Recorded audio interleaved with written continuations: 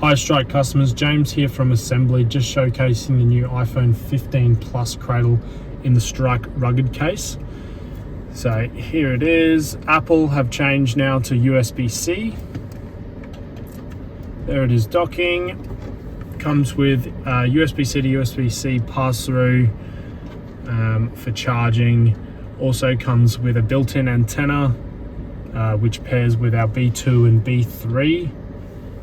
These come in two options, so you can either get the DIY, which is a windscreen mount with a car charger that plugs into your cigarette lighter, or comes professional install, which is a DC-DC power pack and a swivel mount. These are now available on Strike's website, www.strike.com.au.